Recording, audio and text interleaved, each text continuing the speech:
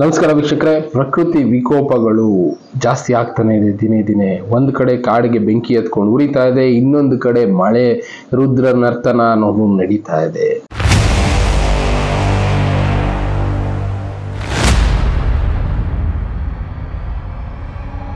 ಈಗ ಬ್ರಿಟಿಷ್ ನಾಡು ಇಂಗ್ಲೆಂಡ್ ಅಲ್ಲಿ ಆಗ್ತಾ ಇರುವಂತಹ ಪರಿಸ್ಥಿತಿ ಬಗ್ಗೆ ನೀವು ಕೇಳಿರ್ತೀರಾ. ಈ ವಿಡಿಯೋಗಳು ನೋಡಿದ್ರೆ ಅರ್ಥ ಆಗ್ತಾ ಇರುತ್ತೆ ಯಾವ ರೀತಿ ಅಲ್ಲಿ ಪರಿಸ್ಥಿತಿ ಅನ್ನೋದಿದೆ ಅನ್ನೋದು. ಎಲ್ಲಿ ನೋಡಿದ್ರು ನೀರು ನೀರು ನೀರು, ಒಂದು ಕಡೆ ಜಲದ ರುದ್ರ ತಾಂಡವ ಅನ್ನೋದು ನಡೀತಾ ಇದೆ. ಇರೋದ್ರಲ್ಲಿ ನಾವೇ ಸೇಫ್ ಆಗಿದ್ದೀವಿ ಅನ್ನುವಂತ ಅನ್ನಿಸ್ಬಿಡುತ್ತೆ. ನಮ್ಮ ದೇಶದಲ್ಲಿ ಈ ತರ ಎಲ್ಲ ಬರ್ತಾನೆ ಇತ್ತು. ಇದನ್ನೆಲ್ಲ ನೋಡಿದಾಗ ಎಷ್ಟೋ ಜನಕ್ಕೆ ಅನ್ಸುತ್ತೆ, ಅಯ್ಯೋ ಇದೆಲ್ಲ ನಾರ್ಮಲ್ ಬಿಡಪ್ಪ, ಇದನ್ನೆಲ್ಲ ಯಾಕೆ ಹೇಳಿ ಭಯ ಪಡಿಸ್ತೀರಾ ಅಂತ. ಇದು ನಾರ್ಮಲ್ ಅಲ್ಲ, ನೀವ್ ಅನ್ಕೊಂಡಿರೋ ರೀತಿ ನಾರ್ಮಲ್ ಅಲ್ವೇ ಅಲ್ಲ. ಅರ್ಥ ಮಾಡ್ಕೊಳ್ಳಿ.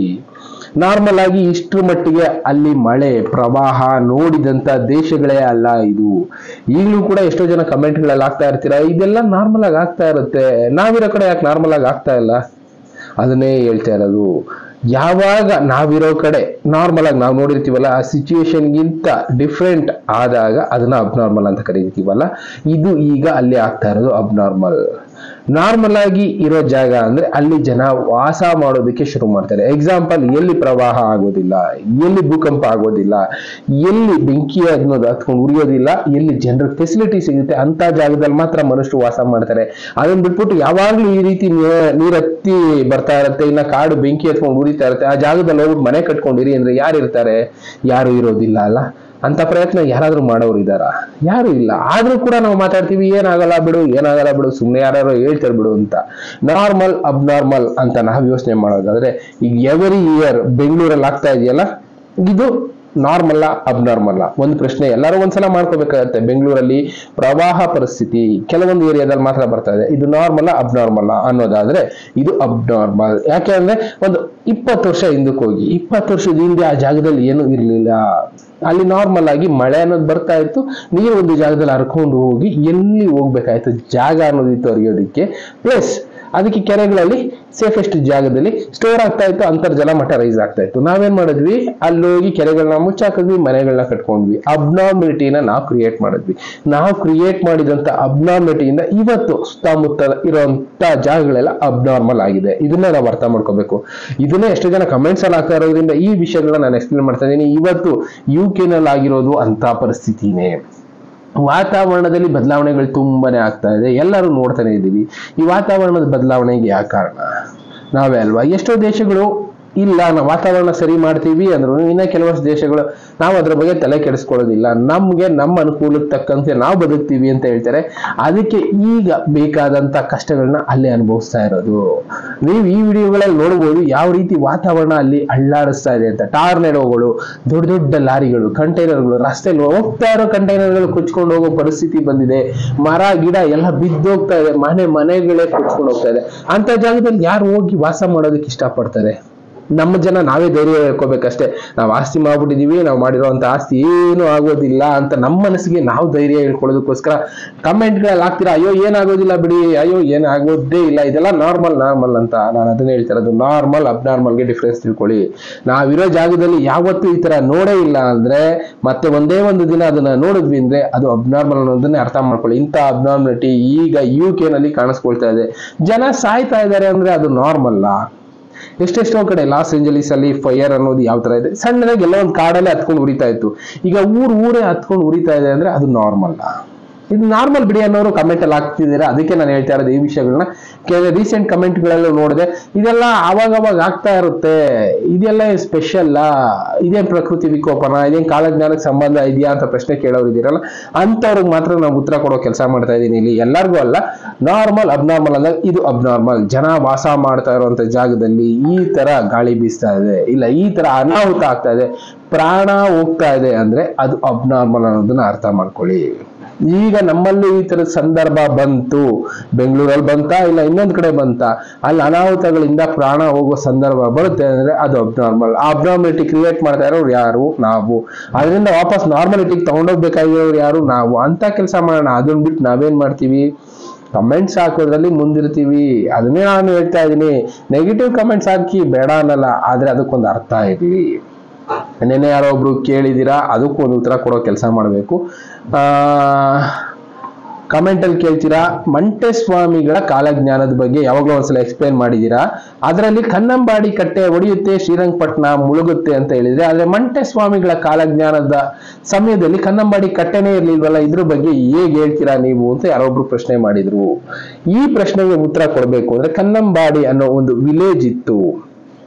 ಈಗ ಅಂತ ಅಲ್ಲ, ಸುಮಾರು 15th ಸೆಂಚುರಿಯಲ್ಲಿ ಮಂಟೆಸ್ವಾಮಿಗಳಿದ್ರು. ಅದಕ್ಕಿಂತ ಮುಂಚೆ ಕನ್ನಂಬಾಡಿ ಅನ್ನೋ ಒಂದು ವಿಲೇಜ್ ಇತ್ತು. ಇಲ್ಲೂ ಒಂದು ವಿಲೇಜ್ ಇತ್ತು, ಪ್ಲಸ್ ಹೊಳೆ ನರಸೀಪುರದ ಹತ್ರ ಆನೆ ಕನ್ನಂಬಾಡಿ ಅಂತ ಕೂಡ ಒಂದು ವಿಲೇಜ್ ಇತ್ತು. ನೀವು ವಿಕಿಪೀಡಿಯಾದಲ್ಲಿ ಹೋಗಿ ಚೆಕ್ ಮಾಡಿ ಬೇಕಾದ್ರೆ ನಿಮ್ಗೆ ಡೀಟೇಲ್ಸ್ ಸಿಗುತ್ತೆ. ಸುಮಾರು 12-13ನೇ ಶತಮಾನದಲ್ಲಿ, ಮಂಟೆಸ್ವಾಮಿಗಳ ಕಾಲಜ್ಞಾನ ಬಂದು 15ನೇ ಶತಮಾನ ಆದ್ಮೇಲೆ, ಅದಕ್ಕಿಂತ ಮುಂಚೆ 12-13ನೇ ಶತಮಾನದಲ್ಲಿ ಇಂಥ ಒಂದು ಊರುಗಳು ಇದ್ವು. ಕನ್ನಂಬಾಡಿ ಅನ್ನೋ ಒಂದು ಊರು. ಕಟ್ಟೆ ಬಗ್ಗೆ ಮಾತಾಡೋದಾದ್ರೆ, ಒಂದು ನದಿಗಳು ಹರ್ಕೊಂಡು ಬಂದು ಒಂದು ಜಾಗದಲ್ಲಿ ನೀರು ಸ್ಟೋರ್ ಆಗುತ್ತೆ. ದೊಡ್ಡ ಜಾಗ ಆದ್ರೆ, ಒಂದು 15-20 ಎಕರೆಗಿಂತ ದೊಡ್ಡ ಜಾಗ ಆದ್ರೆ ಆ ಜಾಗನ ಕಟ್ಟೆ ಅಂತ ಆಗಿನ ಕಾಲದಿಂದನೂ ಕರೀತಾ ಇದ್ರು. ನಾನು ಹುಟ್ಟಿ ಬೆಳೆದಾಗ ನೋಡಿರುವಂತದ್ದು ಕಟ್ಟೆ ಅಂತ ಕರೀತಾರೆ. ಎಲ್ಲಿಂದ ನೀರು ಹರ್ಕೊಂಡು ಬರ್ತಾ ಇರುತ್ತೆ, ಯಾವ್ದೋ ಒಂದು ಜಾಗದಲ್ಲಿ ಸ್ಟೋರ್ ಆಗುತ್ತೆ. ಆ ಸ್ಟೋರ್ ಆಗಿರೋ ನೀರ್ನ ಜನ ಬಳಸ್ಕೊಳ್ತಾ ಇರ್ತಾರೆ, ಅದನ್ನ ಕಟ್ಟೆ ಅಂತ ಕರೀತಾ ಇದ್ರು. ಅದನ್ನ ನಾನು ಕೇಳಿದೀನಿ, ಹಳ್ಳಿ ಕಡೆ ಇರೋರು ಗೊತ್ತಿರ್ಬೋದು, ಎಷ್ಟು ಜನ ಗೊತ್ತಿಲ್ಲದೆ ಇರ್ಬೋದು. ಇನ್ನು ಮಂಟೆಸ್ವಾಮಿಗಳ ಕಾಲಜ್ಞಾನದಲ್ಲಿ ಕನ್ನಂಬಾಡಿ ಕಟ್ಟೆ ಹೊಡಿಬೇಕು, ಶ್ರೀರಂಗಪಟ್ಟಣ ಮುಳುಗಬೇಕು ಅಂತ ಗುರುದೇವ್ ಸರ್ ಅವರು ಒಂದು ಮಾತು ಹೇಳಿದಿನ. ಕೆಲವೊಬ್ರು ಪ್ರಶ್ನೆ ಮಾಡಿದ್ರಿ, ಸರ್ ಮೂಢನಂಬಿಕೆಯಲ್ಲಿ ನೀವೇನೇನೋ ಹೇಳ್ತಾ ಇದ್ದೀರಾ, ಕನ್ನಂಬಾಡಿ ಕಟ್ಟೆನೇ ಇರ್ಲಿಲ್ವಲ್ಲ 15th ಸೆಂಚುರಿನಲ್ಲಿ. ಕನ್ನಂಬಾಡಿ ಕಟ್ಟೆ ಅಂದ್ರೆ KRS ಅಂತ ಅವರ ಹೇಳ್ತಾ ಇರೋದು. KRS ಆಗಿರೋದು 1910 ಈ ಸರೌಂಡಿಂಗ್ ನಲ್ಲಿ. ಕನ್ನಂಬಾಡಿ ಕಟ್ಟೆ ಹೊಡೆಯುತ್ತೆ ಅಂತ ಹೇಗೆ ಹೇಳ್ತೀರಾ? ಕನ್ನಂಬಾಡಿ ಕಟ್ಟೆ ಅಂತ ನಾನು ಅದಕ್ಕೆ ಮೆನ್ಷನ್ ಮಾಡಿ ಹೇಳ್ತಾ ಇದ್ದೀನಿ. ಕನ್ನಂಬಾಡಿ ಅನ್ನೋ ಒಂದು ಊರಿತ್ತು, ಆ ಊರಲ್ಲಿ ಒಂದು ಕಟ್ಟೆ ಇರಬಹುದು. ಆ ಕಟ್ಟೆನ ಕಟ್ಟಿರ್ತಾರೆ ಸುತ್ತ ಕಲ್ಲುಗಳಲ್ಲಿ. ಆ ಕಟ್ಟೆ ಒಡೆಯುವಂತ ಸಂದರ್ಭ ಬರುತ್ತೆ. ಕಟ್ಟೆ ಒಡೆದು ಅದರ ನೀರು ಶ್ರೀರಂಗಪಟ್ಟಣ ತನಕ ಮುಟ್ಟೋ ಚಾನ್ಸಸ್ ಇರುತ್ತೆ. ಅಂತ ಭೀಕರವಾದ ಪ್ರವಾಹ ಬರ್ಬೋದು, ಮಳೆ ಆಗ್ಬೋದು, ಹಾನಿಗಳಾಗ್ಬೋದು ಪ್ರಕೃತಿಯಿಂದ. ಈ ವಿಷಯಗಳ ಬಗ್ಗೆ ಮಂಟೆಸ್ವಾಮಿಗಳು ಅವರ ಕಾಲಜ್ಞಾನದಲ್ಲಿ ಹಾಡುಗಳಲ್ಲಿ ಬರ್ದಿದ್ದು. ಸಿದ್ದಯ್ಯ ನೀವು ಬನ್ನಿ ಅಂತ ಅದ್ರಲ್ಲಿ ಎಷ್ಟೆಷ್ಟೋ ಬರ್ದಿದ್ದಾರೆ ಬಿಡಿ. ಅಂತದ್ದೆಲ್ಲ ಈಗ ಕಣ್ಣು ಮುಂದೆ ನೋಡ್ತಾ ಇದ್ದೀವಿ, ಸಾಕ್ಷಿಯಾಗಿದೆ. ಅದ್ರ ಬಗ್ಗೆನೂ ನನ್ಗೆ ಯಾರೋ ಒಬ್ರು ಒಂದು ಬುಕ್ ನ ಕಳಿಸಿದ್ದಾರೆ. ಅದ್ರಲ್ಲಿರುವಂತ ವಿಷಯಗಳನ್ನು ಕೂಡ ನಾನು ಓದಿ ನಿಮಗೆ ತಿಳಿಸುವಂತ ಕೆಲಸ ಮಾಡ್ತೀನಿ. ತಿಳ್ಕೊಳ್ಳಿ ಬಿಡೋರು ಬಿಡಿ. ಆದ್ರೆ ಕಾಲಜ್ಞಾನದಲ್ಲಿ ತಿಳಿಸಿದಂತ ಸನ್ನಿವೇಶಗಳು ಈಗ ಯಾಕೆ ನಡೀತಾ ಇದಾವೆ ಅಂದ್ರೆ, ನಾವು ಮಾಡ್ಕೊಂಡಿದ್ದನ್ನ ನಾವೇ ಅನುಭವಿಸ್ಬೇಕಲ್ಲ. ನಾನು ಮೊದಲೇ ಹೇಳಿದೆ, ಬ್ಯಾಂಗ್ಳೂರಲ್ಲಿ ಯಾವ ತರ ಇತ್ತು, ಯಾವ ತರ ವಾತಾವರಣ ಕ್ರಿಯೇಟ್ ಮಾಡಿದ್ದೀವಿ. ಆದ್ರಿಂದ ಈಗ ಅಂತಹ ಅನಾಹುತಗಳು ನಡೀತಾ ಇದೆ. ಕನ್ನಂಬಾಡಿ ಕಟ್ಟೆನೂ ಅದೇ ತರನೇ. ಆಗಿನ ಕಾಲದಲ್ಲಿ ಕನ್ನಂಬಾಡಿ ಇತ್ತು, ಅದು ಬದಲಾಯಿತು. ಈಗಲೂ ಅದೇ ಆಗಿರೋದು. ಕನ್ನಂಬಾಡಿ ಕಟ್ಟೆ ಬಗ್ಗೆ ಮಾತಾಡ್ತಾ ಇದ್ವಿ. ಕನ್ನಂಬಾಡಿ ಕಟ್ಟೆ, ಆನೆ ಕನ್ನಂಬಾಡಿ ಅಂತ ಹೊಳೆ ನರಸೀಪುರದಲ್ಲೂ ಹಾಸನದಲ್ಲೂ ಒಂದು ಕನ್ನಂಬಾಡಿ ಇತ್ತು. ಆ ಕನ್ನಂಬಾಡಿ ಏನಾಯ್ತು, ಅಗ್ರಹಾರ ಅಂತ ಬದಲಾಯಿತು. ಈಗ ರೀಸೆಂಟ್ ಇಯರ್ಗಳಲ್ಲಿ ಒಂದೊಂದು ಹೆಸರುಗಳನ್ನ ಚೇಂಜ್ ಮಾಡ್ಕೊಂಡ್ ಬರ್ತಾರೆ. ಅದೇ ರೀತಿ ಕನ್ನಂಬಾಡಿ ಕಟ್ಟೆ ಒಡೆಯುತ್ತೆ, ಶ್ರೀರಂಗಪಟ್ಟಣ ಮುಳುಗುತ್ತೆ ಅಂತ ಮಂಟೆಸ್ವಾಮಿಗಳು ಬರೆದಿದ್ದ ಕಾಲಜ್ಞಾನ ಆಗಿನ ಕಾಲಜ್ಞಾನದ ಕಟ್ಟೆಗಳ ಲೆಕ್ಕದಲ್ಲಿ ಬರೆದಿದ್ರು. ನಾವು KRS ನೇ ಕನ್ನಂಬಾಡಿ ಕಟ್ಟೆ ಅಂತ ಕರಿತೀವಿ ನಾವು ಬಿಡಿ. ಆದ್ರೆ ಅವ್ರು ಬರೆದಿದ್ದನ್ನ ನಾವು ಅರ್ಥ ಮಾಡ್ಕೋಬೇಕು. ಅವ್ರು ಹೇಳಿದ ಜಾನಪದ ಹಾಡುಗಳಲ್ಲಿರುವಂತ ವಿಷಯಗಳನ್ನ ನಾವು ಅರ್ಥ ಮಾಡ್ಕೋಬೇಕು. ಅದನ್ನ ಬಿಟ್ಟು ನಾವು ವಾದ ಮಾಡೋದಕ್ಕೆ ಶುರು ಮಾಡ್ಬಿಡ್ತೀವಿ. ಏನಂತ, ನೀವ್ ಹೇಳಿದ್ದೇನು, ಇಲ್ಲಿ ಆಗ್ತಾ ಇರೋದೇನು, KRS ಇರ್ಲಿಲ್ಲ ಅವ್ರಿದ್ದ ಕಾಲದಲ್ಲಿ, ಅದೇಂಗೆ ಹೇಳ್ಬಿಟ್ರಿ ಕನ್ನಂಬಾಡಿ ಕಟ್ಟೆ ಹೊಡೆಯುತ್ತೆ ಅಂತ. ಕನ್ನಂಬಾಡಿ ಕಟ್ಟೆ ಅಂದ್ರೆ ಇದು ಅರ್ಥ ಮಾಡ್ಕೊಳ್ಳಿ. ಕನ್ನಂಬಾಡಿ ಊರಲ್ಲಿದ್ದಂತ ಒಂದು ಕಟ್ಟೆನ ಕನ್ನಂಬಾಡಿ ಕಟ್ಟೆ ಅಂತ ಕರೆದಿದ್ರು. ಅದು ದೊಡ್ಡ ಕಟ್ಟೆ ಆಗಿತ್ತು, ಅದು ಒಡೆದು ಈ ತರ ಅನಾಹುತಗಳಾಗತ್ತೆ ಅಂತ ಹೇಳಿದ್ರು. ಅದೇ ಕನ್ನಂಬಾಡಿ ಊರನ್ನ, ಆ ಕಟ್ಟೆನ ಮುಚ್ಚಾಕಿ ಅಲ್ಲಿ KRS ಕಟ್ಟಿದ್ದಾರೆ. ಅದೇ KRS ಒಡೆಯೋ ಸಂಭವ ಬರಬಹುದು, ಹೇಳೋದಕ್ಕಾಗೋದಿಲ್ಲ. ಈಗ ನಡೆಯುತ್ತೆ ಅಂತ ಯಾರಾದ್ರೂ ಪ್ರಿಡಿಕ್ಟ್ ಮಾಡೋದಕ್ಕಾಗತ್ತಾ? ಈಗ UK ನಲ್ಲಿ ಆಗ್ತಾ ಇದೆ, ಇದನ್ನ ಪ್ರಿಡಿಕ್ಟ್ ಮಾಡಿದ್ರ ಯಾರಾದ್ರೂ ಜನ? ಅಲ್ಲಾಗಿರುವಂತ ಅನಾಹುತಗಳನ್ನ ನೋಡ್ತಾ ಇದ್ದೀರಾ ವಿಡಿಯೋದಲ್ಲಿ. ಈ ಅನಾಹುತಗಳನ್ನ ಯಾರು ಕೂಡ ಪ್ರಿಡಿಕ್ಟ್ ಮಾಡೋದಕ್ಕಾಗೋದಿಲ್ಲ. ಈ ತರ ಆಗುತ್ತೆ ಅಂತ ಗೊತ್ತಿದ್ರೆ ಯಾರು ಹೋಗಿ ಅಲ್ಲಿ ಮನೆ ಕಟ್ಕೊಂಡಿರ್ತಾರೆ?